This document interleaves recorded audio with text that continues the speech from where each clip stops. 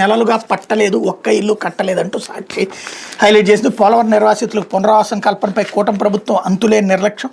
పునరావాస కాలనీలు ఇప్పటికీ ప్రారంభంగానే 16,170 ఇళ్ల నిర్మాణం 2024 మే నాటికి పూర్తయిన 3,114 ఇళ్లను ఇవ్వని సర్కార్. అప్పటికే దాదాపు పూర్తిగా వచ్చిన 2,279 ఇళ్లను పట్టించుకొని ప్రభుత్వం 2 విడతలుగా 5,052 కోట్లు అడ్వాన్స్గా ఇచ్చిన కేంద్ర జలశక్తి శాఖ వాటిని పోలవరం పనులు పునరావాసం కల్పనకి వినియోగించాలని షరతు. అయినా 2,135 కోట్ల అడ్వాన్స్ నిధులు మళ్లింపు, పునరావాసం కల్పించకపోవడంతో నిర్వాసితులు తీవ్ర ఇబ్బందులు అన్నటువంటి వార్తని హైలైట్ చేశారు.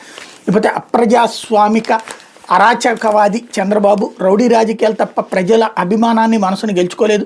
వైఎస్ఆర్సీపీ అధ్యక్షుడు మాజీ సీఎం వైఎస్ జగన్ మండిపాటు, కుట్రలు, దౌర్జన్యాలు, దాడులు, అబద్ధాలు, మోసాలు, వెన్నుపోట్లతో కుర్చీ లాక్కుంటారు. ఇందుకు పులివెందులో ఒంటిమిట్ట జెడ్పీటీసీ స్థానాల ఉప ఎన్నికలు బరితెగింపే సాక్ష్యం. చంద్రబాబు అడుగులకు మడుగులొత్తే కొందరు అధికారులు, పోలీసులతో ముఠా ఏర్పాటు, టీడీపీ అరాచక గ్యాంగులతో కలిసి చేసే దారుణాలతో ఉప ఎన్నికలను హైజాక్ చేసే కుట్ర. ఇదివరకు ఎన్నడూ లేని విధంగా వందలాది మంది వైఎస్ఆర్సీపీ నేతల బైండ్ ఓవర్. ఈ నెల 5న ఓ పెళ్లికి వెళ్లిన అమరేష్ రెడ్డి, సైదాపురం సురేష్ రెడ్డిపై దాడి, అడ్డుకోబోయిన పెళ్లివారిపై శ్రీకాంత్, నాగేష్, తన్మోహన్ రెడ్డి తదితరులపైన దాడి.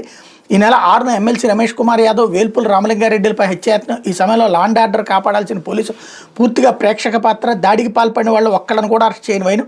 పైగా బాధితుడైన వేల్పుల రాము సహా మరో 50 మందిపై ఎస్సీ ఎస్టీ కేసు. జరిగినట్టుగా దుర్మార్గంగా తప్పుడు ఫిర్యాదు చేసి సృష్టించిన వైను. బెదిరింపులతో పార్టీ మారిన వ్యక్తితో ఫిర్యాదు ఇప్పించి 4గురికి నోటీసులు. ఇన్ని చేసినా ఫలితం లేదని ఇష్టానుసారంగా పోలింగ్ బూతుల మార్పు, మీడియాపై ఆంక్షలు అన్నటువంటి వార్తని హైలైట్ చేశారు. అయితే రౌడీయిజం, వికటాట్టహాసం, వ్యవస్థల నిర్వీర్యంతో